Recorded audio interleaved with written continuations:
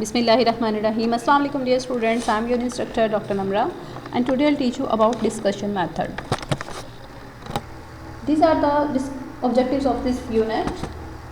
The word discuss has been derived from the Latin word discutere, which means to shake or strike.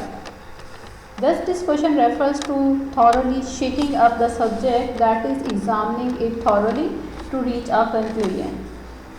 A discussion is an activity of sitting and talking about a specific subject. We are talking about the subject JMT, General Methods of Teaching. We have discussed different methodology, and now we will discuss about the discussion method. Discussion method में वो कह रहे हैं कि ऐसा method है जिसमें आप जो है वो किसी एक कंक्लूजन पे पहुंचने के लिए, किसी एक नुक्ता नज़र पे पहुंचने के लिए आप क्या करते हैं कि मिल के अपने थॉट्स को, अपने इमोशंस को, अपनी ओपिनियंस को शेयर करते हैं एक दूसरे के साथ और डिस्कस करते हैं अपने ओपिनियंस को, और किसी स्पेसिफिक टॉपिक को लेके, ये सब्जेक्ट रिलेटेड टॉपिक को लेके उस पर आप डिस्कशन करते हैं, talk about the related issues और topic. Discussion method is the mean by which people share experiences, ideas and attitudes. Discussion method enable to engage in an orderly verbal interchange and to express thoughts on a particular subject. तो discussion method क्या होता है जिसपे आप किसी खास subject पे आप अपने इंटरेक्ट करते हैं, अपने ओपिनियंस को जो है वो शेयर करते हैं, एक्सचेंज करते हैं, वर्बल कम्युनिकेट करते हैं, अपनी थॉट्स को एक्सप्रेस करते हैं, अपने आइडियाज़ और एक्सपीरियंस को शेयर करते हैं. Discussion involves two-way communication between participants. In the classroom situation, a teacher and students all participate in discussion. During discussion, teacher spends some time listening while the students spend some time talking. The discussion is therefore a more active learning experience for the students than the lecture. तो वही कह रहे हैं कि इसमें आप, क्योंकि two way communication है टीचर की, स्टूडेंट की, और आप ज़्यादा निगोशिएट करते हैं, दोनों तरफ से पार्टिसिपेट करते हैं, टीचर भी सिचुएशन पे और सब्जेक्ट रिलेटेड टॉपिक पे इशू करते हैं. टू वे कम्युनिकेशन आती है तो इसमें आप ज़्यादा एक्टिवली जो है वो लर्न करते हो, आप लर्निंग एक्सपीरियंस से, डिस्कशन से, थॉट एक्सपीरियंस से सीखते हो और इसमें आप एक्टिव लर्नर होते हो. ठीक है. कैरेक्टरिस्टिक्स क्या है डिस्कशन मैथड के? Ensure maximum participation. Students have the opportunity to criticise and evaluate. Logical and meaningful criticism should be accepted. Students should anchor the discussion themselves, keeping teachers as guide.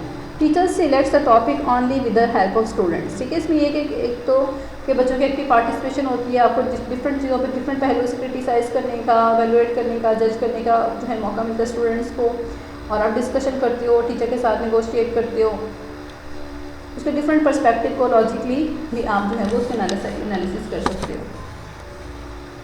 Teachers divide this class into different groups. इसमें ये होता है कि teacher बच्चों को groups में बिठाती है, उनको टॉपिक ऑफ डिस्कशन जो है असाइन किए जाते हैं, and the give topic of discussion to each group. Every group has a leader to anchor and conduct the discussion. किसी हर ग्रुप में एक जो ग्रुप लीडर होता है जो ग्रुप की तरफ से आपको रिप्रेजेंट कर रहा होता है अपने ग्रुप को. Students who have leadership qualities should be selected for anchoring.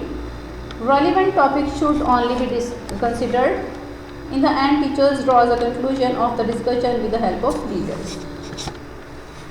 There are several types of discussion method. It includes small group discussion technique है, socialized classroom discussion technique है, पैनल डिस्कशन टेक्निक है और classroom discussion है. ठीक है. Classroom discussion में कहने के लिए कॉमनली यूज़ किया जाता है. Discussion thought to be a useful technique in teaching for delivering higher order thinking skills that enable students to interpret, analyze and information. तो क्योंकि क्लासरूम लेवल पर डिस्कशन मेथड की जो ज़रा इंपॉर्टेंस है, कॉमनली यूज़ भी किया जाता है क्लासरूम लेवल पे, तो जिसमें अपने स्टूडेंट्स अपनी हायर ऑर्डर थिंकिंग एबिलिटी को बिल्टअप करते हैं, इंटरेक्ट करते हैं, सोशल इंटरेक्शन की होती है, इन्फॉर्मेशन को एक्सचेंज करते हैं, एनालाइज करते हैं चीज़ों को. Students explain their ideas and thoughts rather than merely recount और recite memorize facts and details. यानी पैसिव लर्निंग की बजाय या मेमोराइजेशन की बजाय वो खुद से एक्सचेंज करते हैं, अपने आइडियाज़ को शेयर करते हैं. During discussion learners are not passive recipients of information that is transmitted from a teacher, rather learners are active participants. ठीक है. इसमें ट्रेडिशनल मेथड से हट के सिर्फ स्टूडेंट पैसिवली सुन रहे हैं, टीचर जो है उनको नॉलेज शेयर कर रहे हैं और ट्रांसमिट कर रहे हैं, तो इससे हट के बच्चे एक्टिवली पार्टिसिपेट करते हैं इसमें. Discussion one combined with probing Open-ended questions requires students to organize available information for the purpose of arriving at their own defensible answer. Small group discussion method में इस तरह से आप ग्रुप्स में बिठाते हैं स्टूडेंट्स को. सोशलाइज में ये होता है कि टीचर खुद उनके साथ इंटरेक्ट करता है. और socialise classroom discussion technique and this is the panel discussion. Organising the discussion teachers as facilitator. Teacher का रोल उसमें एज फैसिलिटेटर का होता है, जिसमें स्टूडेंट्स को लिसन करता है और उनके साथ कंट्रीब्यूट करता है, उनके क्रिटिसाइज या जो भी उनके ओपिनियन है उसको कंस्ट्रक्टिवली उनको एक्सप्लेन करता है, कम्युनिटी बिल्ड करता है. डिफरेंट लर्निंग स्टाइल से बच्चे सीखते हैं. और स्टे ऑन ट्रैक, इसमें ये देखना होता है कि बच्चों का जो गोल है जो हमने अचीव कर लिए, यानी गोल्स पर फोकस करें, जो अपने जनरल ऑब्जेक्टिव्स बनाए हुए हैं जिसके अकॉर्डिंग टॉपिक रिलेटेड, और आपने वो कितने अचीव कर लिए चीज़. पहले क्वेश्चन आंसर आप उसकी जो रिलेटेड पूछते हैं ताकि बच्चे डिट्रैक्ट ना हो और इररिलेवेंट क्वेश्चंस को जो है वो अवॉइड किया जाए और उनकी अटेंशन जो है वो डाइवर्ट ना हो. थिंकिंग ऑन योर फीट, इसमें यह कि डिसिप्लिन का जो है एलिमेंट बरकरार रहना चाहिए, ऑनेस्टी होनी चाहिए. आप जो है पहले don't fear the silence, respect and use it. वो कह रहे हैं कि सिर्फ आप खामोश होकर नहीं सुने बल्कि खुद से पार्टिसिपेट करें, वेल प्रिपेयर्ड होकर आएँ. सब बच्चों को जो है पार्टिसिपेट करने का मौका मिलना चाहिए और वेल प्रिपरेशन होनी चाहिए ताकि टीचर साथ वो डिस्कशन करें, निगोशिएट कर सकें. फिर है गॉजिंग कॉम्प्रिहेंशन है, जिसमें आप यस नो से हट के आप जो है वो ओपन एंडेड क्वेश्चंस कर सकते हैं, समराइज़ कर सकते हैं, एनालाइज कर सकते हैं और क्विज वगैरह कर सकते हैं.